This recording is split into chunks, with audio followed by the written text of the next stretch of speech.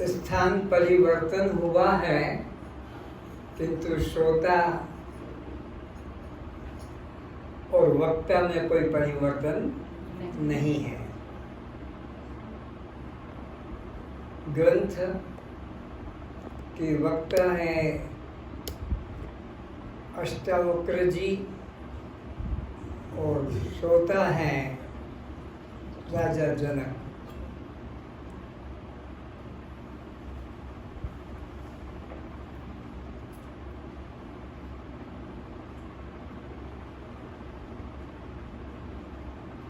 किसी को कोई असुविधा तो नहीं है? बैठने वालों, सुनने वालों सब ठीक है?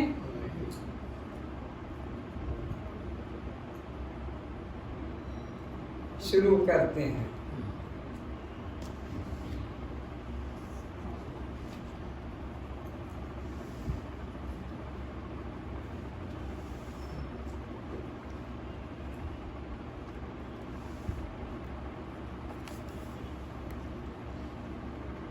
जनक जी सभी आरोपों का शास्त्र प्रमाण एवं स्वानुभूति आधार से अखंड कर घोषणा कर रहे हैं कि हे गुरुदेव, आपने जो भी मुझ पर आरोप लगाए हैं वह संसार को दृष्टि में रख कर किए हैं। और जो अपना है जो अष्टावक्र जी ने शिष्य राजा जनक के प्रति जो आक्षेप दिए हैं वो संसार को दृष्टि में रखकर दिए हैं। तत्व दृष्टि से वो संदेह उचित नहीं मालूम पड़ते हैं। किंतु हे गुरुदेव, आपके अद्वैत ज्ञान को प्राप्त कर मैं तो इस सृष्टि को ही मिथ्या एक चिमटी भर भस्म जैसा भी नहीं मानता हूँ। फिर से हे गुरुदेव, आपके अद्वैत ज्ञान को प्राप्त कर मैंने कौन सा ज्ञान प्राप्त किया है? अद्वैत ज्ञान प्राप्त किया है। एक ब्रह्म के अलावा किंचित भी अन्य नहीं है। ना कोई माया है, ना कोई नरक है, न स्वर्ग है, न वैकुंठ है, न कोई भूत प्रेत है, न देवी देवता है। बस एक मेवा अद्वितीयम ब्रह्म नेह नानास्ति किंचन। ब्रह्म के अतिरिक्त किंचित भी अन्य नहीं। मैंने तो आपके द्वारा यह अद्वैत ज्ञान को अपने मन में, रोम रोम में, श्वास श्वास में पचा लिया है। अब मेरे को कोई दूसरा प्रकार का बोध करा नहीं सकता है। तो इस सृष्टि को ही मिथ्या एक चिमटी भर भस्म जैसा भी नहीं मानता हूँ। अब तो मैंने यह जाना कि मुझ आत्मा से भिन्न ना जीव है, ना जगत है और ना जगदीश है। ऐसा मैंने पूरा निश्चय कर लिया है। न जीव है, न जगत है, न बंध मोक्ष है। ये निश्चय हो गया कि ब्रह्म के अतिरिक्त किंचित भी कुछ अन्य नहीं है। यह तीनों का अधिष्ठान मैं एक आत्मा हूँ।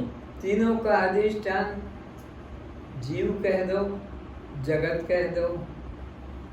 इसका जो अधिष्ठान है जीव जगत, ईश्वर का अधिष्ठान एक ब्रह्म के अतिरिक्त कुछ अन्य नहीं।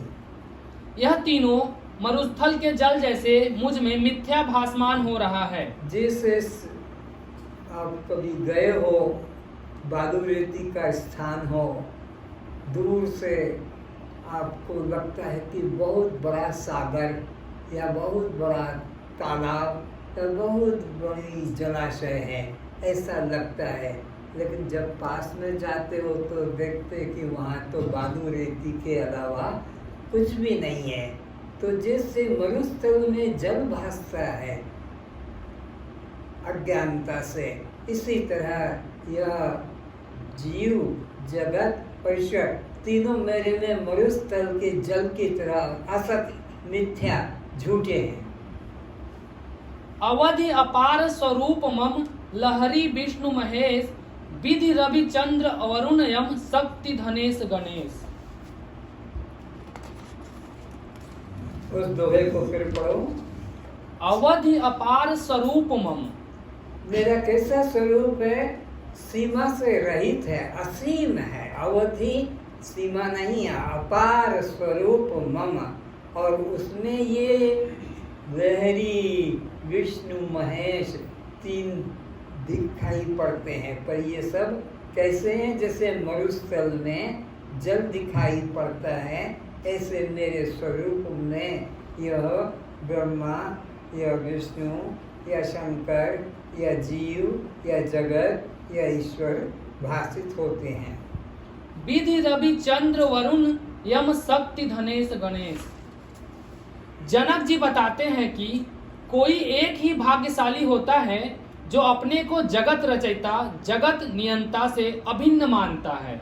कोई एक ही, करोड़ों करोड़ों नहीं, अरबों अरबों नहीं, असंख्यों में कोई एक ही होता है जो अपने को क्या समझता है? जो अपने को जगत रचयिता, जगत को रचने वाला ब्रह्मा कहो कि जगत को पालन करने वाला विष्णु कहो कि जगत का संहार करने वाला शंकर कहो, कोई एक ऐसा अद्वैत ज्ञान वाला होगा, मैं ही ब्रह्मा, मैं ही विष्णु और मैं ही शंकर हूँ, मेरे अतिरिक्त कोई अन्य सत्ता, ऐसा कोई भाग्यशाली होगा। सबको बोध नहीं जगता अद्वैत का, जगत नियंता से अभिन्न मानता है। और वो जो जगत का नियंता है ईश्वर, उससे अपने को एक मानता है, भिन्न नहीं।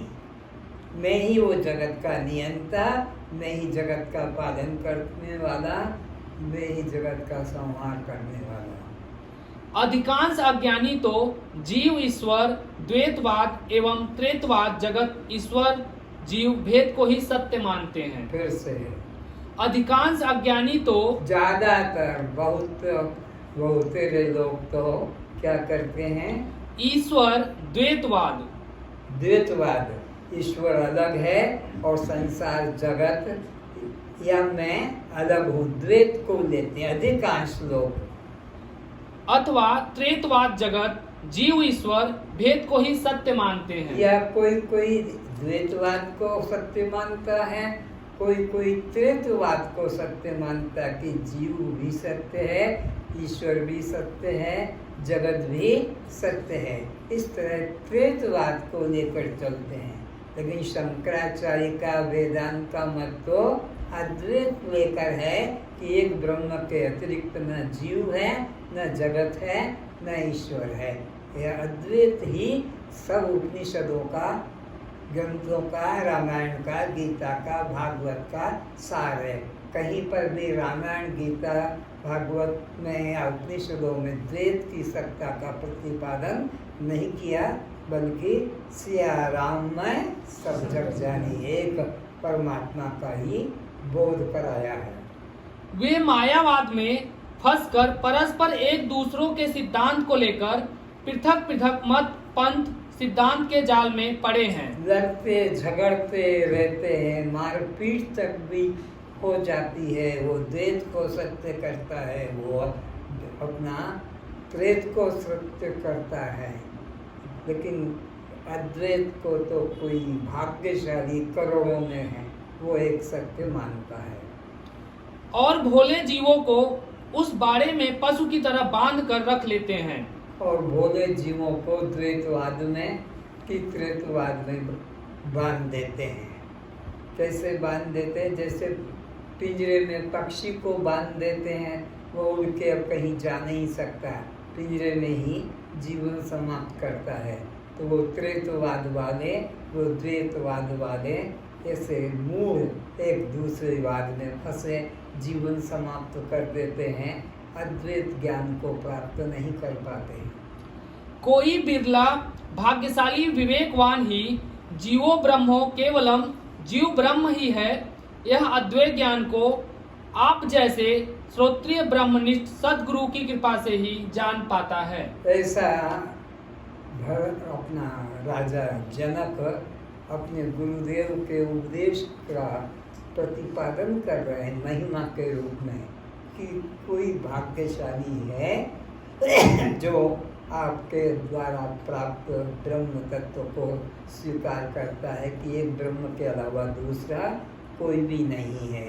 ऐसा कोई पुण्यशाली भाग्यशाली आपके वचन को ग्रहण करके और अद्वैत में निष्ठा करता है। फिर से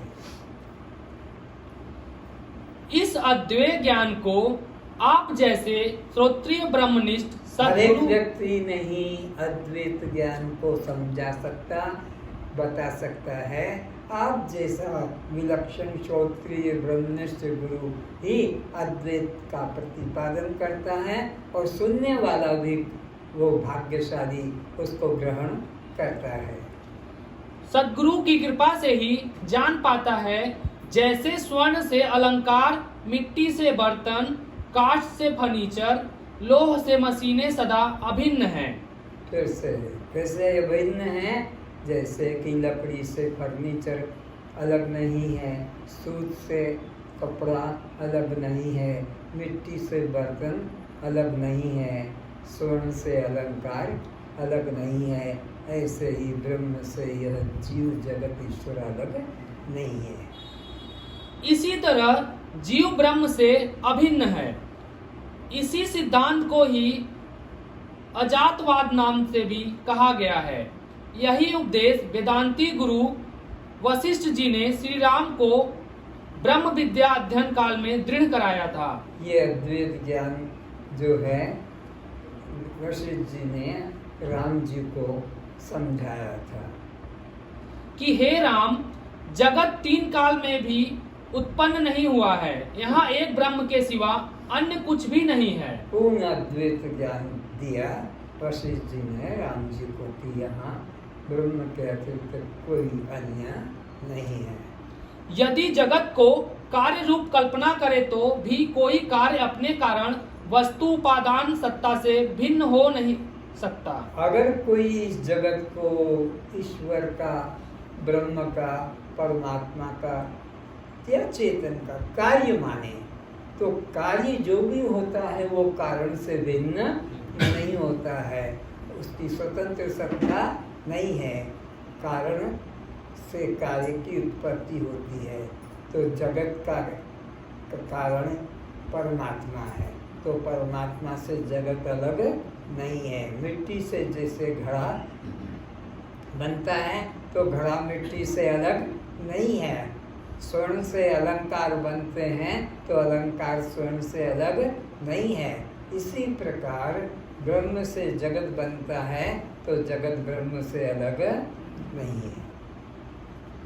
तो इस सृष्टि से भी जगत कार्य अपने कारण स्वरूप परमात्मा से भिन्न नहीं किंतु परमात्मा ही है। तो कारण कार्य से भिन्न, कारण कार्य दो नहीं होते हैं, तो कार्य हमेशा कारण रूप ही होता है। जगत कार्य है, कारण ईश्वर है, तो ईश्वर से ये जगत अलग नहीं है। ब्रह्म कारण है, जगत कार्य है, तो ये जगत कार्य ब्रह्म कारण से अलग नहीं है। कारण ही कार्य रूप में होता है। यदि इस बात को अध्यस्त अधिष्ठान सिद्धांत से समझे तो जगत आत्मा में भ्रांति रस्सी सर्प की तरह असत एवं अध्यस्त है। बैठ जाओ, आगे आगे आ जाओ। हाँ,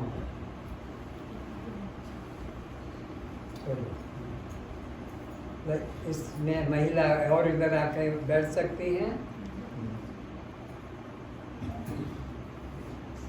और कोई पीछे महिला है तो आगे बैठ जाए। जल्दी करो, सोचो मत।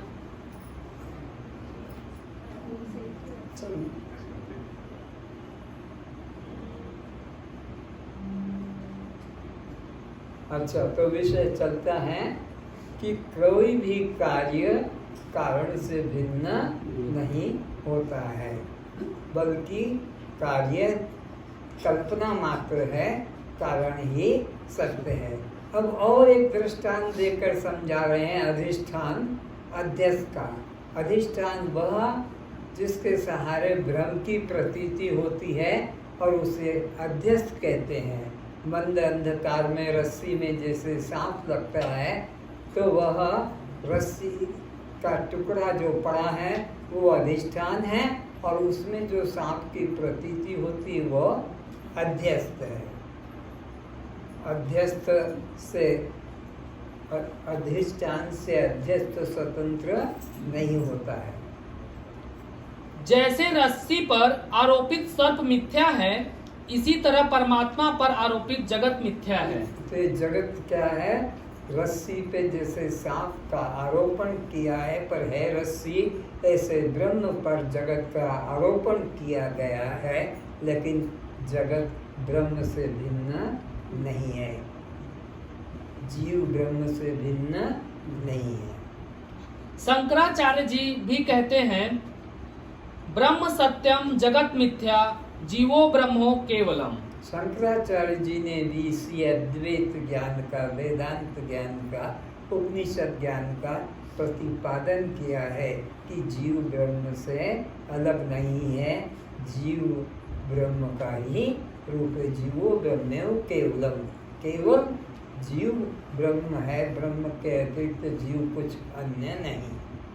कार्य में कारण अनुगत ही है, बीज में वृक्ष अनुगत ही है। बीज से वृक्ष अलग नहीं और कारण से कार्य अलग नहीं और अधिष्ठान से अध्यस्त अलग नहीं। इसी तरह ब्रह्म से यह जगत कार्य अलग नहीं है। घट मठ उपाधि भेद से ही जैसे आकाश को घटाकाश मठाकाश दो भेद वाला कहते हैं, और उसी निरुपाधिक आकाश को इस घट मठ उपाधि की अपेक्षा से महाकाश नाम से भी जाना जाता है। तो घट और मठ दो उपाधियां हैं। घट छोटा आकार है, मठ बड़ा आकार है, लेकिन दो छोटे बड़े आकारों के अंदर जो समाया हुआ है वो एक ही आकाश है। घट का आकाश और मठ का आकाश अलग अलग नहीं है, और जो घट और मठ का आकाश है उस महाकाश से भिन्न एक ही आकाश घट उपाधि से घटाकाश, मठ उपाधि से मठाकाश कहलाता है। पर घट और मठ उपाधि मन से हटा दो तो फिर एक आकाश ही रह जाता है। जैसे तुमने मुकुट सोने का बनाया और सोने की गले की चेन बनाई, तो ये गले की चेन कम वजन वाली है और मुकुट ज़्यादा वजन वाला है, लेकिन सोना तो मुकुट में जो है वही गले की चेन में है। छोटे बड़ी उपाधि का भेद है, लेकिन मुख्य कारण तो सोना एक है। ऐसे ही परमात्मा एक सत्य है। घट मठ उपाधि की तरह यह जीव जगत ईश्वर की कल्पना है। यह दो उपाधि घट मठ का मन से त्याग कर दें तो आकाश ज्यों का त्यों एक ही है। इसी तरह अविद्या एवं माया इन दो उपाधि से रहित चिदाकाश परमात्मा आकाशवत अखंड ही है, किंतु अविद्या माया इन दो उपाधियों से जीव ईश्वर दो मान्यता उत्पन्न हो गई। घट मठ उपाधि जैसे दो हैं, आकाश एक है, ऐसे अविद्या और माया दो उपाधि मानी गई है। अविद्या से जीव है, माया से ईश्वर है, पर वस्तुतः सत्ता तो एक चैतन्य परमात्मा ही है। न घट उपाधि सत्य है, न मठ उपाधि सत्य है, न अविद्या उपाधि सत्य है, न माया उपाधि सत्य है। दोनों उपाधियों से रहित केवल चैतन्य एक ही सत्य है। यदि सद्गुरु कृपा से अविद्या उपाधि मन से त्याग दे तो यह जीव नहीं, यह माया उपाधि का मन से त्याग कर दे तो ईश्वर कोई नहीं। जो घट उपाधि को छोड़ देते हो तो घटाकाश कुछ नहीं है, और मठ उपाधि को छोड़ देते हो तो मठाकाश भी कुछ अन्य नहीं है। तो ऐसे ही अविद्या को छोड़ दिया उपाधि को तो वहाँ पर कोई जीव नहीं है, और माया उपाधि को भी छोड़ दो तो वहाँ कोई ईश्वर नहीं है। घट मठ से रहित आकाश एक है, अविद्या और माया से रहित चैतन्य परमात्मा एक है। ज्यों का त्यों एक अखंड परमात्मा ही था है। पहले सृष्टि से पहले भी एक ब्रह्म था, सृष्टि हो जाने पर भी एक ब्रह्म है, सृष्टि का लय हो जाने पर भी एक ब्रह्म ही रहता है, उसमें कोई परिवर्तन नहीं होता है। एकमेव अद्वितीय ब्रह्म नेह नास्ति किंचन, एक अद्वितीय ब्रह्म ही सत्य है। सत्य वही जो तीनों कालों में परिवर्तनशील न हो।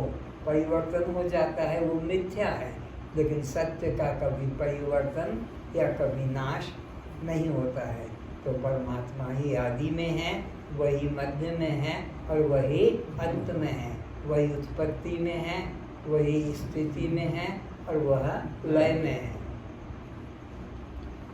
ज्यों का त्यों एक अखंड परमात्मा ही था एवं रहेगा। व्यवहारिक दृष्टि से भेद स्वीकार किया जाता है। घट नष्ट होने पर घट से आवृत आकाश स्वयं तत्काल महाकाश रह जाता है। इसी प्रकार देहाभिमान के नष्ट होते ही यह जीव तत्क्षण स्वयं ब्रह्म ही रह जाता है। तुम्हारा ये जो गर्व है, जिसको शास्त्र कहता है आत्महत्या, अपने को जो देह मानते हो, यही तुम्हारे बंधन का कारण है। इसीलिए इसको आत्महत्यारा कहा, महापापी कहा। इसलिए देह का भाव मन से हटा दो तो ब्रह्म ही हो। जीवो ब्रह्मो केवलम। यह देह भाव होने से तुम जीव बनते हो, देह भाव हट गया तो तुम ज्यों के त्यों ब्रह्म ही हो। क्योंकि जैसे घटाकाश महाकाश से भी कभी भिन्न नहीं है, इसी तरह यह देह स्थित जीव ब्रह्म से भिन्न नहीं है। ये जीव ब्रह्म से भिन्न, देह में अभिमान करने से जीव संज्ञा है और ब्रह्म को अलग माना। जीव संज्ञा निकल जाए, तुम्हारा देह भाव छूट जाए, जीव संज्ञा निकल जाए तो तुम ब्रह्म ही हो। परमार्थिक दृष्टि से एक अद्वितीय ब्रह्म की ही अखंड सत्ता है। जीव ईश्वर इन दोनों की अविद्या एवं माया उपाधि को ब्रह्म ही प्रकाशित कर रहा है। ब्रह्म की शक्ति पाकर ही यह अविद्या माया चैतन्यता को प्राप्त होते हैं। ब्रह्म की और जो सत्ता है वो अविद्या को मिल जाने से वह जीव बनता है, और उसी की सत्ता माया को मिल जाने से वह ईश्वर कहलाता है। लेकिन ये जीव और ईश्वर दो अविद्या माया के वजह से है, पर इनका जो प्रकाशक है आत्मा वह पर एक है। फिर से ब्रह्म की शक्ति पाकर ही यह अविद्या माया चैतन्यता को प्राप्त होते हैं। किसकी शक्ति पाकर? ब्रह्म की शक्ति पाकर। ये अविद्या और ये माया दो उपाधियां हैं ना, घट और मठ, दो उपाधि होने से वही एक आकाश घटाकाश और मठाकाश नाम से कल्पित होता है।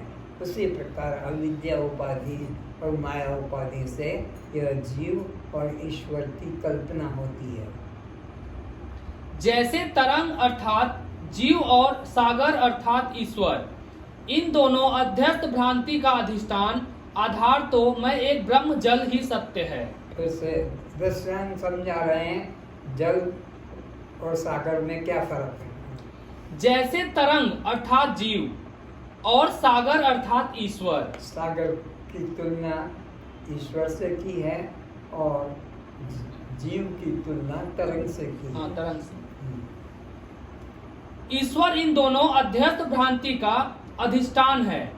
आधार तो मैं एक ब्रह्म जल ही सत्य है। जल ही सत्य है, न सागर सत्य है न वह तरंग सत्य है।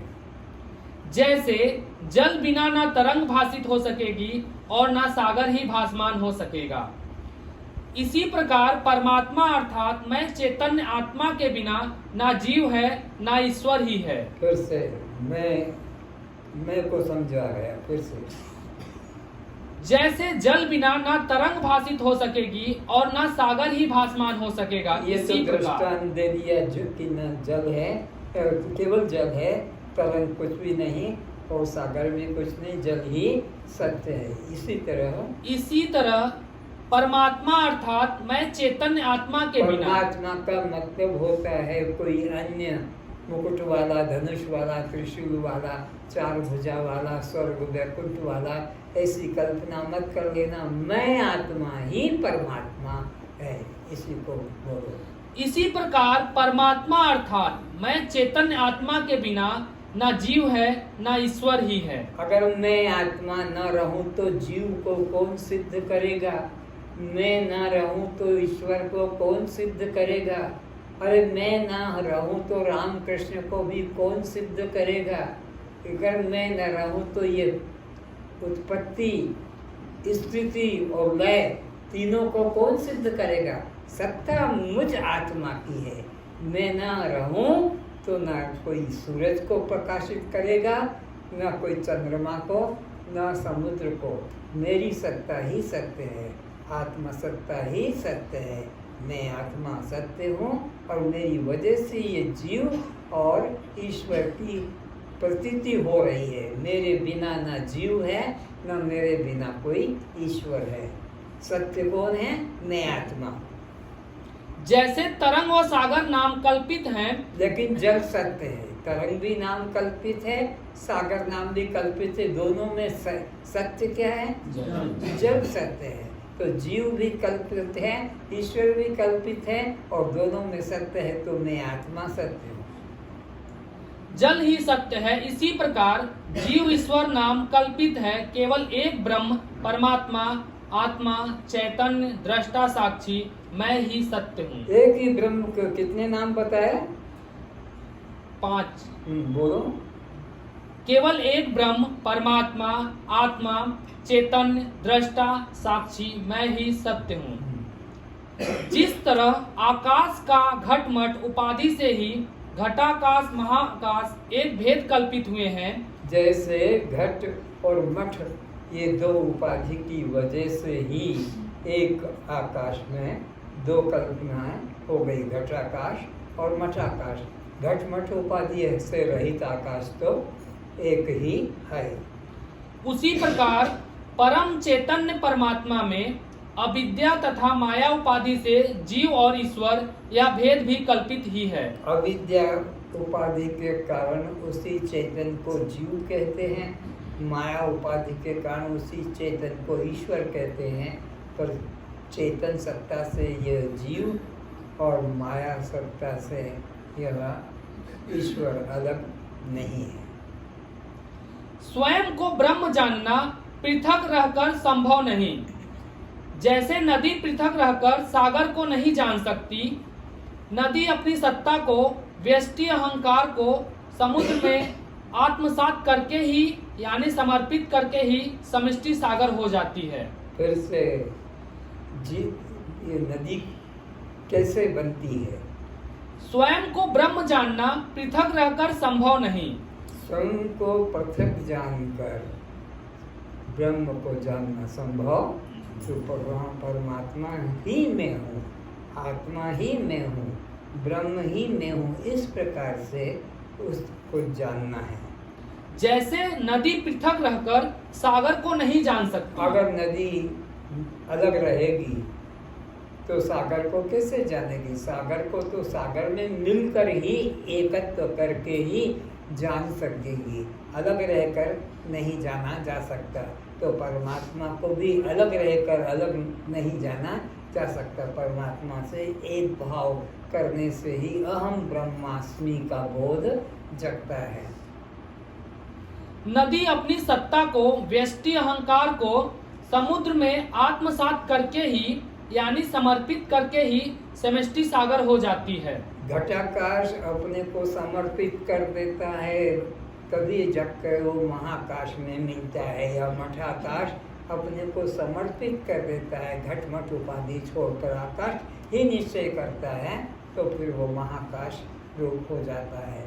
इसी तरह यह अविद्या से जीव और माया से ईश्वर, ये दोनों उपाधि अगर छोड़ दी जाती है तो केवल एक चैतन्य परमात्मा ही अनुभव में आता है। इसी प्रकार जीव पृथक रहकर ब्रह्म रूप नहीं है। तो जीव ब्रह्म से अलग रहकर ब्रह्म नहीं है। नदी सागर से अलग होकर सागर का बोध नहीं कर सकती। सागर में मिलकर ही नदी सागर का अनुभव करती है, भेद रहकर अलग अनुभव नहीं होगा। इसी तरह जीव और ईश्वर दोनों उपाधि निकाल दी जाए तभी यह ब्रह्म एकत्व का बोध होगा। जीव नदी की तरह अपनी सत्ता को ब्रह्म सागर में लीन कर ही ब्रह्म है। क्या करेगा? फिर से जीव नदी की तरह। जीव किसकी तरह है? नदी की तरह। और परमात्मा किसकी तरह है? विचार सागर की तरह। तो जब नदी सागर में मिलती है तभी वह सागर का अनुभव करती है। तो इसी तरह जीव जब अपने जीव भाव को त्याग करता है और ब्रह्म में एकत्व कर लेता है तभी ये ब्रह्म को पाता है। जीव नदी की तरह अपनी सत्ता को ब्रह्म सागर में लीन कर ही ब्रह्म है। फिर जीव इस अभिमान को करने के लिए नहीं बच सकेगा कि पहले मैं जीव था, अब गुरु कृपा से मैं ब्रह्म हो गया। ऐसा नहीं हुआ। वो सदा से ही ब्रह्म था। अज्ञानता से अपने को देह में मैं भाव करने से जीव मान रहा था और 84 में भटक रहा था। लेकिन ब्रह्म पहले से ही है और गुरु ने ब्रह्म को बनाया नहीं, मिलाया नहीं, ब्रह्म का बोध कराया कि तू पहले भी ब्रह्म था, अभी भी ब्रह्म है और सृष्टि लय हो जाएगी तब भी ब्रह्म ही रहेगा। ज्ञेय व ज्ञाता, ध्येय व ध्याता, प्रमाता व प्रमेय, इस प्रकार तत्व ज्ञान में, ब्रह्म ज्ञान में द्वैत नहीं है। ब्रह्म ज्ञान में जीव का लय ब्रह्म में करना होगा। व्यष्टि जीव अहंकार का लय समष्टि ईश्वर में होगा, तभी तो मैं समष्टि हूँ यह समझ सकेंगे। तो कार्य का लय कारण में करना होगा, व्यष्टि का लय समष्टि में करना होगा, नदी का लय सागर में करना होगा, तभी वह अपना पूर्णता का अनुभव कर सकेगा। भिन्न रहकर पूर्णता का अनुभव नहीं होगा। जब तक नाम आकार की कैद में है तब तक विराट अनुभव नहीं कर सकेंगे। नाम रूप में जब तक अहंकार है, व्यष्टि भाव में तब तक समष्टि विराट ब्रह्म का तुम निश्चय नहीं कर सकोगे। समष्टि का अनुभव तो तभी होगा जब व्यष्टि का समर्पण कर दोगे। कारण का बोध तो तभी होगा जब कार्य को उसमें विलीन कर दोगे। जब तक आप व्यक्ति रूप में हैं तब तक मैं विराट हूँ, इस भाव को प्राप्त नहीं हो सकोगे। दो एक साथ नहीं, जीव भी मैं हूँ और ब्रह्म भी मैं हूँ, ऐसा नहीं हो सकता। ये जीव भाव को मिटा दोगे तभी तुम अपने को ब्रह्म का अनुभव कर सकोगे। आप विराट तभी हो सकेंगे जब व्यक्तित्व का लय विराट में कर सकेंगे। जैसे नदी का सागर में विलीन होने की तरह घटाकाश अपने को महाकाश रूप तभी अनुभव कर सकेगा जब वह अपने घटाकाश भाव का महाकाश में विलय कर दे। ये दो दृष्टांत फिर से दिए गए हैं कि यह नदी सागर में जब मिला देगी तभी यह अपने को सागर का अनुभव कर सकेगी। उसी प्रकार यह घट और मठ दो उपाधि है, इनका समर्पण कर दोगे तभी आकाश एक अनुभव होगा। फिर से घट मठ, आप विराट तभी हो सकेंगे, आप विराट तभी हो सकेंगे जब अपने व्यष्टि भाव को समष्टि में अर्पित कर देंगे। जब व्यक्तित्व का लय विराट में कर सकेंगे।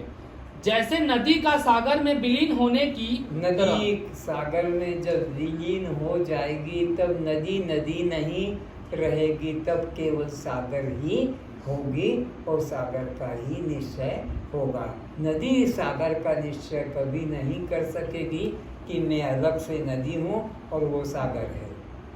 घटाकाश अपने को महाकाश रूप तभी अनुभव कर सकेगा। घट में रहने वाला आकाश, मठ में रहने वाला आकाश, महाकाश कब अनुभव कर सकेगा? जब घट और मठ उपाधि का मन से त्याग कर देगा। जब वह अपने घटाकाश भाव का महाकाश में विलय कर दे। ज्ञानी की दृष्टि में जीव ईश्वर भेद समाप्त होकर एक ब्रह्म भाव ही रहता है। जीव भाव समाप्त हो जाता है और वो ब्रह्म भाव में ही स्थित रहता है। जब दूसरा है ही नहीं तब वह भय किसका? ज्ञानी निर्भय निश्चल होता है। दुख क्यों आता है? दुखी संसार क्यों प्रतीत होता है? तुमने किसी को मेरा कह दिया, किसी को मेरा बना लिया, तो जो मेरा बनाया है वो दुख देता है। जिस ज्ञानी की दृष्टि में कोई मेरा नहीं, तो वहाँ दुख का नाम भी नहीं। दुख हमेशा आता है अपने से भिन्न अन्य किसी भी नाम रूप आकार को मेरा कह दिया। दुख आता ही तब है जब अपने से भिन्न किसी अन्य नाम रूप वाली वस्तु को, व्यक्ति को मेरा, ये मेरा, बस तो जो मेरा मान लिया वही तुम्हें दुख देता है। तुमने जिसे मेरा नहीं माना वो तुम्हें दुख भी नहीं देता है। तो दुख का कारण क्या है कि तुमने अपने से भिन्न अन्य सत्ता को स्वीकार कर लिया है, इसलिए दुख होता है। ज्ञानी एक ब्रह्म के अतिरिक्त अन्य किंचित भी नहीं मानता, इसलिए सदा आनंदित रहता है। अपने को सर्वरूप देखना है, इसलिए उसे भय नहीं रहता। स्वार्थ रहित है, इसलिए स्वार्थ पूर्ति होगी कि नहीं, इस भय से मुक्त है। कोई अन्य शत्रु नहीं, असंग होने से उसे भय कैसा। अविनाशी है, तब मृत्यु का भय कैसे। नित्य मुक्त है, तो भव बंधन का भय कहाँ। भय कब होता है? द्वितीया द्वयम भयम भवति। जब तुम्हारा द्वैत भाव जगेगा, किसी को तुम अपने से भिन्न अन्य मानोगे, तब उससे तुम्हारे को जो व्यवहार होगा उससे दुख होता है।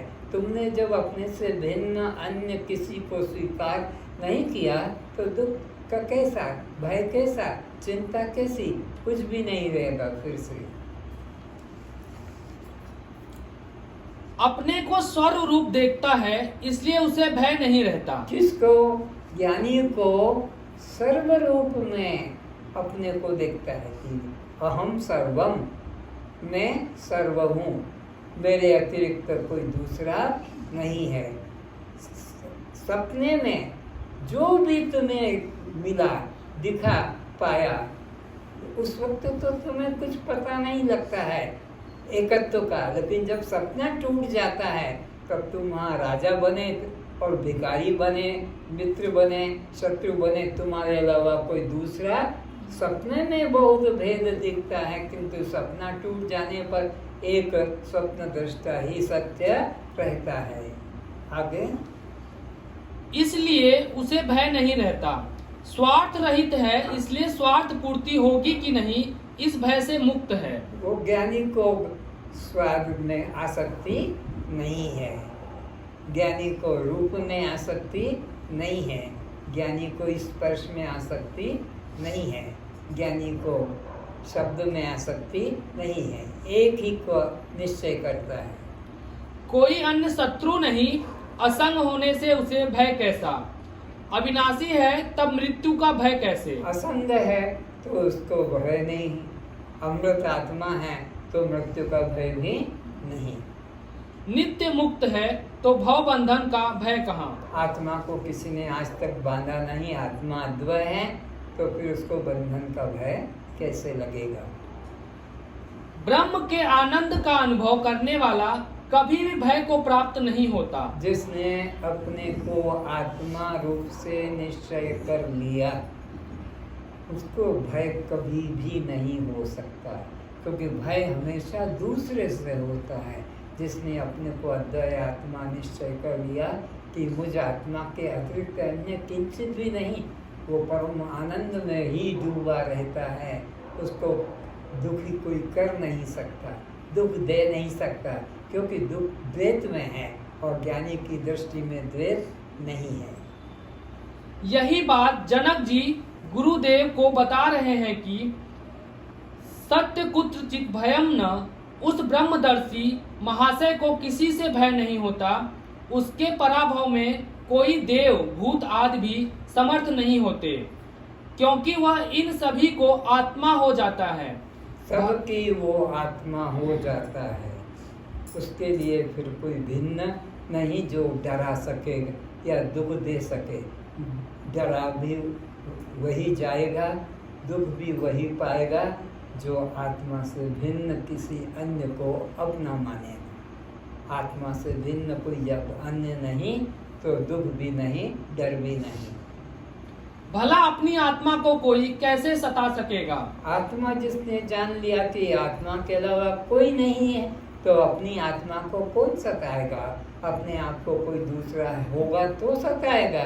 ज्ञानी की दृष्टि में कोई दूसरा नहीं, सबको अपनी आत्मा जाना। सिया राम मैं सबको जाना, तो अब कोई दुख देने वाला भी नहीं रहा।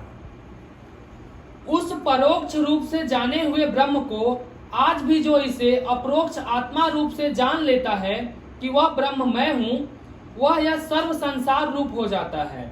तो यह सब संसार रूप हो जाता है, उससे भिन्न संसार भी नहीं। जिसने परमात्मा को आत्मा रूप से जान लिया, परमात्मा ने जो भिन्न मानते थे अभी अज्ञान काल में, तो परमात्मा मैं हूँ, तो वो सारा जगत ही मैं बन जाता है। अब उससे कोई भिन्न नहीं जो उसे दुख दे सके। जब मैं आत्मा हूँ और आत्मा ही मैं सर्व हूँ, तो अब कोई उसको दुख नहीं देगा। उसके पराभय में देवता भी समर्थ नहीं होते। उसको हराने में, उसके नाश करने में, परास्त करने में देवता भी समर्थ, क्योंकि देवताओं की भी वो आत्मा बन जाता है, शत्रु की भी आत्मा बन जाता है, बाघ भालू सिंह की भी आत्मा बन जाता है। तो आत्मा अपने आप को कभी दुखी सकता नहीं कर सकता है, क्योंकि वह ब्रह्म ज्ञानी उन देवताओं को भी आत्मा हो जाता है। सर्वम भाव ज्ञानी का हो जाने से वह अपने को किसी से भिन्न नहीं देखता। जो अन्य देवताओं की यह देव अन्य है, पूज्य है, मैं इसका पुजारी हूँ, मैं अन्य हूँ, देवता मेरा उपास्य है, मैं उसका उपासक हूँ। इस प्रकार जो भेद उपासना करते हैं वह ब्रह्म की अखंडता को, सर्वव्यापकता को सर्व अधिष्ठान रूप से नहीं जानते हैं। तो जो अन्य देवी देवता की उपासना करते हैं और अपने को उसका भगत मानते हैं, वो ब्रह्म की अखंडता का अनुभव नहीं कर सकते। ब्रह्म की अखंडता जिसको हो गई, अब उसके लिए कोई देवी, कोई देवता, कोई ईश्वर, कोई लोक भिन्न से नहीं रहते हैं, एक हो जाते, एक मेवा अद्वितीयम ब्रह्म।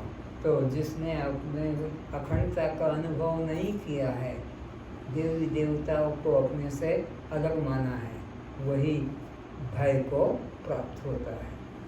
जैसे पशु होते हैं वैसे ही यह भेददर्शी देवताओं का पशु है। ये उपनिषद के अंदर साफ वर्णन किया है कि जैसे पशु अलग होते हैं और बोझट होते हैं समाज का, इसी तरह जो देवता मानता है अपने से पृथक, ये देवताओं का पशु हो जाता है और उनकी पूजा उपासना का बोझा ढोता रहता है, 84 में भटकता है फिर से। जैसे पशु होते हैं वैसे ही यह भेददर्शी देवताओं का पशु है। पशु क्या करता है? आपका घर में रहेगा और डंडा भी खाएगा, बोझा भी उठाएगा, ये पशु का काम है, वो आपकी सेवा करेगा। तो जो देवताओं को अपने से भिन्न मानता है, यह देवताओं का पशु है और उनकी उपासना करके दुख पाता है। परंतु उन तुच्छ बुद्धि वाले मनुष्यों को उन देवताओं की आराधना का फल अंत वाला नाशवान ही मिलता है। तो उन अज्ञानी लोगों को उन देवताओं की उपासना, पूजा, व्रत पालन करने से जो फल मिलेगा वो अनित्य ही होगा, क्षणिक ही होगा, नाशवान ही होगा। देवताओं का पूजन करने वाले देवताओं को प्राप्त होते हैं और मेरे भक्त मुझे ही प्राप्त होते हैं। तो ब्रह्म चिंतन करने वाला, अद्वितीय तत्व का चिंतन करने वाला, मैं ब्रह्म हूँ सोहम भाव का चिंतन करने वाला, वह उसी को प्राप्त होता है। जैसी मति कैसी गति कहलाती है।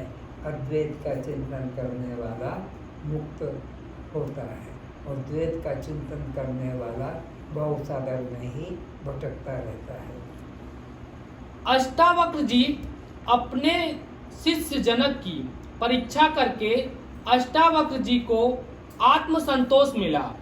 कि जनक ने जो आत्मानुभूति की है वह यथार्थ है। पहले परीक्षा की कि मैंने जो उपदेश दिया है इसने ठीक से समझा है कि नहीं, पत्थर की तरह तो नहीं, कपड़े की तरह तो नहीं, नहीं नमक की तरह, मिश्री की तरह घुल गया उसी में। तो संतोष मिल गया कि मैंने जो उपदेश दिया था जनक ने यथार्थ समझा है। अब ये जीवन मुक्त ही है और मुक्त ही रहेगा, इसको बंधन में कोई डाल नहीं सकता, क्योंकि द्वैत भाव बंधन का कारण है। इसने पूर्ण अद्वैत अपने को समझा है। जो आत्मा अनुभूति की है वह यथार्थ है। उनका कटाक्ष करने का प्रयोजन भी यही था कि इसके आत्मनिष्ठा में दृढ़ता है या कच्चापन है।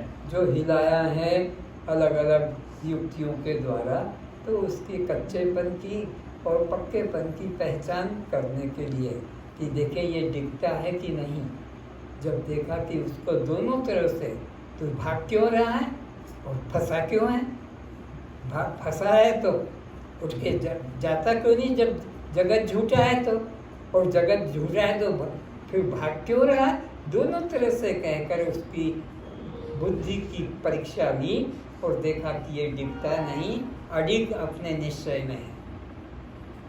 अब परीक्षा कर जाना कि यह पूर्णतया को पा गया है, इसमें किंचित भी संदेह नहीं है। हमें भी इसी प्रकार अपने आत्मनिष्ठा में अभ्यता प्राप्त करने के लिए अपने ज्ञानी गुरु की शरण ग्रहण कर पूर्ण समर्पण भाव से शरणागत स्वीकार कर लेना चाहिए। फिर से एक एक शब्द को ध्यान से सुनना। अष्टावक्र जी ने जैसे जनक की परीक्षा ली और उसको निश्चय हो गया कि यह अडिग है, इसे कोई आत्मनिष्ठा से डिगा नहीं सकता। इसी प्रकार तुम जो श्रोता यहाँ बैठे हो उनके लिए फिर से ही सुनो। हमें भी इसी प्रकार अपने आत्मनिष्ठा में अभ्यता प्राप्त करने के लिए किस तरह, जैसे जनक ने अभयता प्राप्त की, अपने स्वरूप को डिगा नहीं सका, कोई गुरु हमको आत्मनिष्ठा से डिगा न सके, चाहे चार भुजा वाला भी आ जाए कि मुरली वाला कि धनुष वाला, हम किसी के उपदेश से अब डिगने वाले नहीं है। हम अडिग हो गए, एकदम पूर्णता का बोध हो गया, तो अब उनको कोई हिला नहीं सकता। आगे अभ्यता प्राप्त करने के लिए अपने ज्ञानी गुरु की शरण ग्रहण कर क्या पाने के लिए अभयता, क्यों कोई हमको भय भीत न कर सके, डरा न सके कि तू मरेगा, नरक जाएगा, 84 में भटकेगा, तू अपने को ब्रह्म मानता है तो तेरी दुर्गति होगी। इस तरह कोई हमको भयभीत करा नहीं सकता, अपने सत्य निष्ठा से डिगा नहीं सके, ऐसा पक्का करना है। गुरु की शरण ग्रहण कर पूर्ण समर्पण भाव से शरणागत स्वीकार कर लेना चाहिए। तो ऐसे गुरु की शरणागति स्वीकार कर लेना चाहिए, फिर उसको किसी का डर नहीं रहेगा।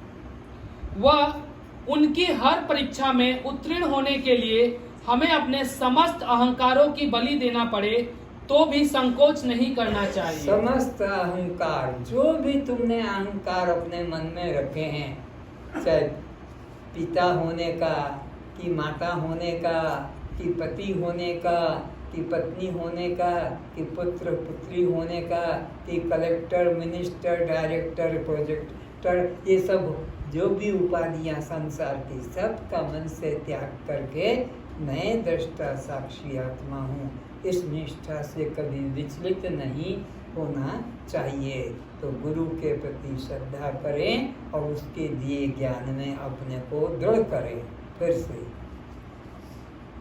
वह उनकी हर परीक्षा में उत्तीर्ण होने के लिए हमें समस्त अहंकारों की बलि देना पड़े तो भी संकोच नहीं करना चाहिए।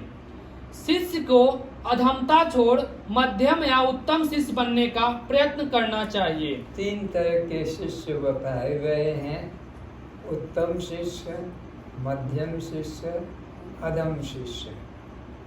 उत्तम का तो कल्याण होता ही है, मध्यम का भी कल्याण है, उत्तम कौन है? गुरु के बताने के पहले से ही जिसको आत्मा में श्रद्धा है, ये उत्तम है।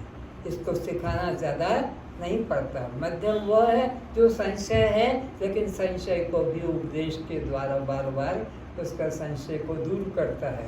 अधम तो वह है कि उसको असर ही नहीं लगता, वो पत्थर की तरह पानी में रहे लेकिन अंदर पानी घुसता ही नहीं। तो अधम का तो कल्याण होगा नहीं, क्योंकि वो गुरु की बात को मानने को तैयार नहीं है। और मध्यम का कल्याण हो जाएगा और उत्तम का भी कल्याण हो जाएगा, क्योंकि उनको बताते ही उसे स्वीकार कर लेते हैं। यह तन विष की वेलड़ी, गुरु अमृत की खान, सिर कटाए जो मिले तो भी सस्ता जान। विश्वेश अद्वै आत्म को बिरला जगत में जानता, जगदीश निज को जानता, नहीं भय किसी से मानता। ब्रह्मांड भर को प्यार करता, विश्व जिसका प्राण है, उस विश्व प्यारे के लिए सब हानि लाभ समान है। श्रुति स्वयं ब्रह्म विद्या की महिमा बतलाती है कि यह विद्या आकाश स्वरूप निराकार सर्वव्यापक परमात्मा में स्थित है। अलग अलग युक्तियों से गुरु और शिष्य का महिमा वर्णन हो रहा है कि कैसी उसकी निष्ठा शिष्य की गुरु के उपदेश पर होनी चाहिए। वे ही इस विद्या के आधार हैं। आधार से अध्यय रूप यह ब्रह्म विद्या पृथक नहीं है, वरं ब्रह्म रूप ही है। तो ब्रह्म विद्या ब्रह्म से पृथक नहीं बल्कि ब्रह्म ही है। ब्रह्म विद्या को कोई साधारण विद्या न समझे, जैसे पेट भरने की विद्याएं स्कूलों में, कॉलेजों में, संसार में बताते हैं, ऐसी ये विद्या नहीं है। ब्रह्म विद्या ब्रह्म रूप ही होती है। अतः आज भी जो कोई मुमुक्षु साधक भक्त सद्गुरु की शरण में जाकर भृगु की भांति विचार रूप तप के द्वारा अपने को मैं आत्मा हूँ रूप जान लेता है। फिर से अतः आज भी जो कोई अभी भी आज भी जो कोई गुरु को अपना कैसा मानता है, मुमुक्षु साधक भक्त सद्गुरु की शरण में जाकर भृगु की भांति विचार रूप तप के द्वारा अपने को मैं आत्मा हूँ रूप जान लेता है, वह भी उन विशुद्ध माया उपाधि से रहित परमानंद स्वरूप में स्थित हो जाता है। विभु का दृष्टांत दिया है। भृगु ऋषि का उसने गुरु के वचन को पालन किया, बार बार गुरु के पास आता है और अपने अनुभव को कहता है, और गुरु उसको कहते हैं और अभ्यास कर। फिर अभ्यास करके आता है, फिर कहते हैं अब तो मैंने जाना नहीं, अभी और अभ्यास कर। 5 बार वो ऐसे आता है, 1-1 साल का कोर्स करके, और अब तो गुरुजी मेरे को प्रसन्न हो जाएंगे कि मैंने ब्रह्म को जाना है। और गुरुजी बस विचार रूपी तप तू जो विचार रूपी तप करेगा तभी उस ब्रह्म को पा सकेगा। ऐसा 5 बार उसको लौटा और आखिरी में आ गया वो कि यह आत्मा ही ब्रह्म है और कोई मेरा कहने को यहाँ नहीं है, मैं आत्मा हूँ, ऐसा उसको बोध हो गया और वो कल्याण को प्राप्त हो गया। वही क्या दृष्टांत दिया है। सद्गुरु की शरण में जाकर भृगु की भांत विचार रूप तप के द्वारा, विचार रूपी तप, ध्यान समाधि की बात नहीं की। विचार, क्या जड़ है, क्या चेतन है, क्या दृश्य है, क्या दृष्टा है, क्या सत्य है, क्या मिथ्या है, क्या अध्यस्त है, क्या अधिष्ठान है। तो अधिष्ठान पर विचार आया, मैं पर विचार आया और मेरे से मन को हटाया। अपने को मैं आत्मा हूँ रूप जान लेता है, वह भी उन विशुद्ध माया उपाधि से रहित परमानंद स्वरूप में स्थित हो जाता है। इसमें किंचित भी संदेह नहीं है। इसी वाक्य को फिर बोलो। जो आत्मा हूँ रूप से जान लेता है। कैसे जान लेता है? आत्मा रूप में अपने को जान लेता है, अनात्मा शरीर से अहंकार ममता छोड़कर।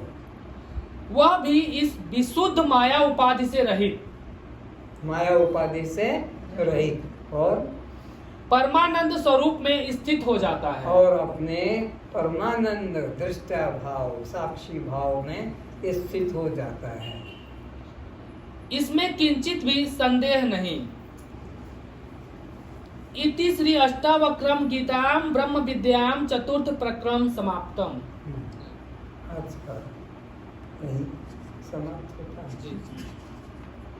भजन शुरू कर मेरा सच्चिदानंद रूप।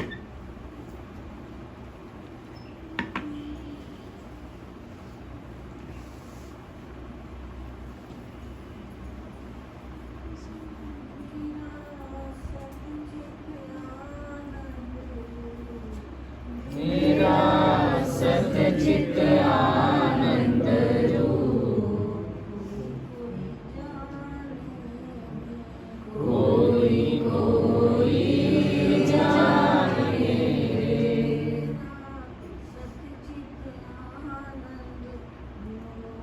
मेरा सच्चित आनंद रूप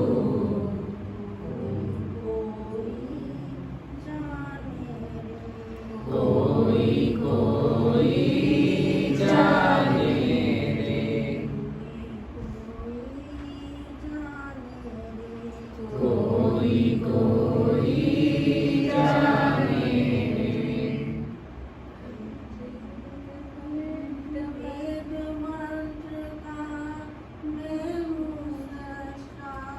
वेद मंत्र का मैं हूँ सृष्टा।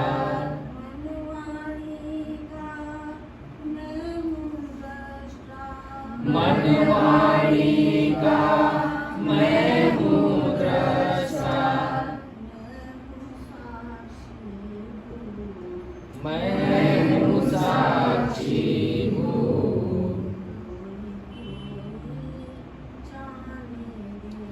कोई कोई जाने रे।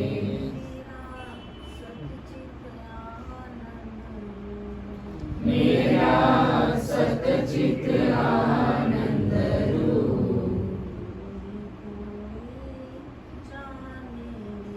कोई कोई जाने रे।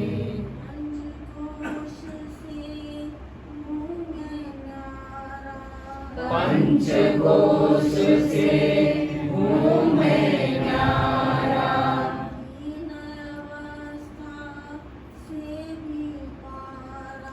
तीन अवस्था से भी पारा। ये पंचकोश के नाम बहुत प्रसिद्ध हैं। अन्नमय कोश, प्राणमय कोश, मनोमय कोश, विज्ञानमय कोश और आनंदमय कोश। ये पांचों कोशों से मैं अलग हूँ, न्यारा हूँ। कैसे न्यारा हूँ? जैसे ये जो पेड़ पीते हैं तो वो उसके अंदर पहला कोश वो जो झाड़ पे लगा था तोड़ के लाए, वो पहला कोश है अन्नमय कोश। फिर उसको काटा जाता है, छीला जाता है तो वो हो जाता है प्राणमय कोश। उसके बाद में तोड़ा जाता है तो सफ़ेद गरी निकलती है, उसको कहते हैं मनोमय कोश। उसको फिर घिसा जाता है, उसको फिर उबाला जाता है तो वो हो जाता है विज्ञानमय कोश। उसमें से जो निकलता है उसको कहते हैं आनंदमय कोश। और उसको उबाला जाता है तब निकलता है तेल। तो आप पांचों कोशों से न्यारा है। जैसे नारियल का तेल पांचों कोशों से न्यारा है। नारियल का तेल कैसे प्राप्त करता है व्यक्ति? वो वृक्ष से तोड़ता है, फिर छीलता है, फिर उसको तोड़ के दो टुकड़े करता है, फिर उसको घिसता है, फिर उसको उबालता है और उसके बाद में फिर उसमें से तेल निकलता है। तो इसी तरह अन्नमय कोश शरीर, प्राणमय कोश मन और मनोमय कोश, विज्ञानमय कोश और आनंदमय कोश, पंच कोशों से मैं आत्मा न्यारा हूँ। फिर से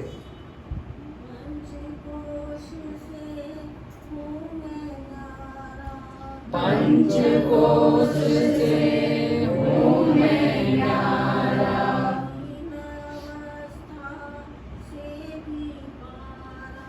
तीन अवस्था से भी पारा। ये तीन अवस्था जीव की कौन सी है? जागृत अवस्था, स्वप्न अवस्था और सुषुप्ति अवस्था। ये तीनों अवस्थाएं मैं नहीं, और ये तीनों अवस्थाएं मेरी नहीं, ये जीव की अवस्था है। जागृत को भी मैं जानता हूँ, स्वप्न को भी मैं जानता हूँ, और सुषुप्ति को भी मैं जानता हूँ। तो जिसे जिसे मैं दृश्य करके जानता हूँ वो कभी मैं हो नहीं सकता। जिसको मैं जानता हूँ मैं उससे अलग होता हूँ। आगे अनुभव सिद्ध स्वरूप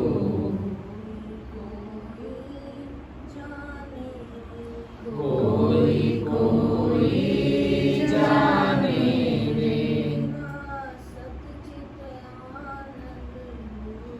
मेरा सतचित आनंद रूप।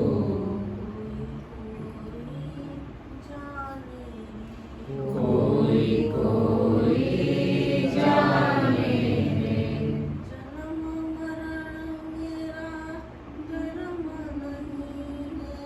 जन्म मरण मेरा धर्म नहीं है।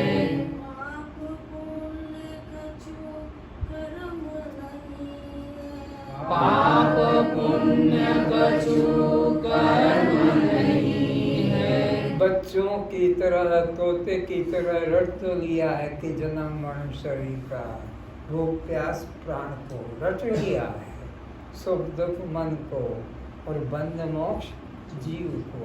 लेकिन ये अंतर सोचता मैं इन 6-8 से अलग हूँ। जन्म मरण देह का उससे अलग हूँ, भूख प्यास प्राण का उससे मैं अलग हूँ, सुख दुख मन का उससे मैं अलग हूँ, और बंध मोक्ष जीव का मैं उससे अलग हूँ। मैं इन 8 से अलग हूँ। मैं तो दृष्टा साक्षी आत्मा हूँ। ये निश्चय अंदर जगना चाहिए। अगर ये निश्चय जग गया तो जीवन धन्य है। और अगर निश्चय यही रहा कि मैं स्त्री हूँ, मैं पुरुष हूँ, मैं उड़िया बंगाली हूँ, कि मैं गुजराती मारवाड़ी पंजाबी सिंधी हूँ, या अमुक अमुक जाति वाला हूँ, तो फिर तुम्हारा ये दृष्टा साक्षी भाव चिल्लाना पागलपन जैसा होगा। क्योंकि तुमने तो अपने को देह माना है।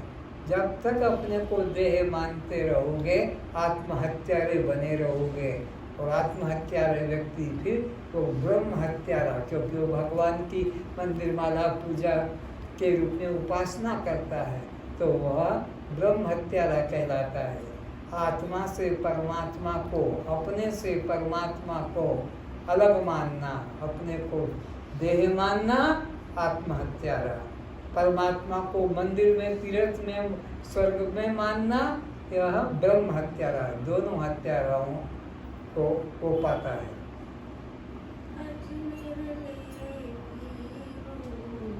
अजनिर पीरू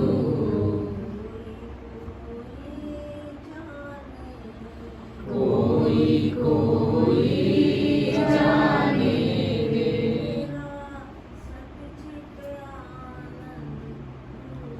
मेरा सतचित आनंद रूप।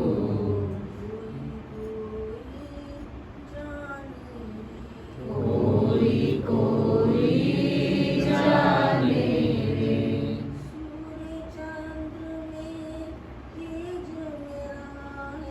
सूर्य चंद्र में तेज मेरा है। अगर तुम न हो तो सूर्य उदय हो गया, वो अपने होने की डंका चोट घोषणा नहीं कर सकेगा। तुम न रहो तो चंद्रमा को कौन सिद्ध करेगा?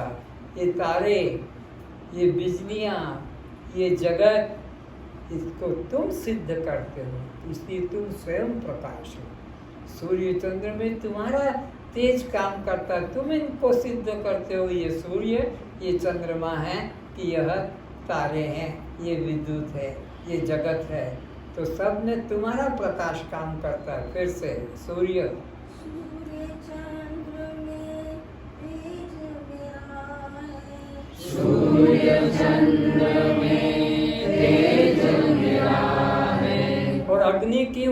शीतलता को भी कौन सिद्ध करेगा?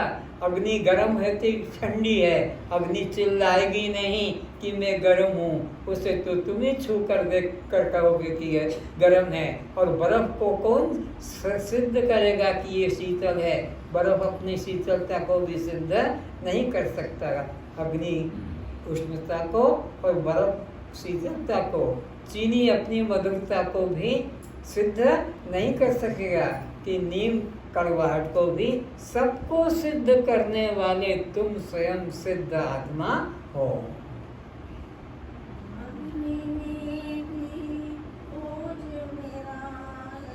अग्नि में भी ओज मेरा है,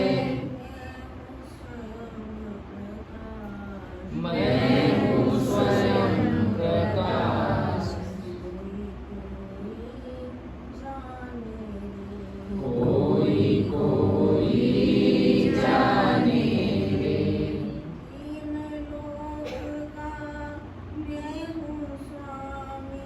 तीन लोक का मैं हूँ स्वामी।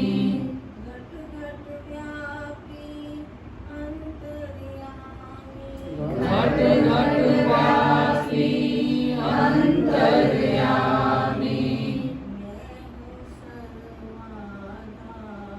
मैं हूँ सर्वाधार।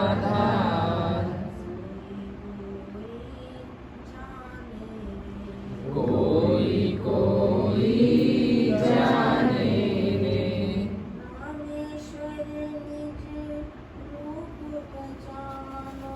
रामेश्वर निज रूप पहचानो। रामेश्वर भजन बनाने वाले का नाम है, ऐसा मत सोचना। राम को भी जो प्रकाशक है, राम की ईश्वरता को जो जानता है वो रामेश्वर है। और निज रूप जानो, रामेश्वर अपने रूप को जानो।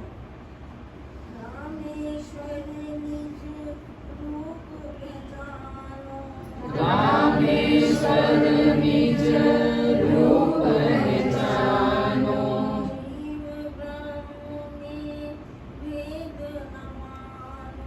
जीव ब्रह्म में भेद न जानो। मैं हूँ आत्मस्वरूप।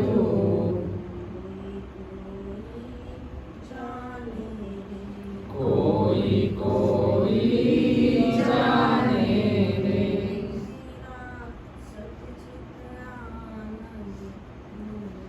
मेरा सतचित आनंद रूप।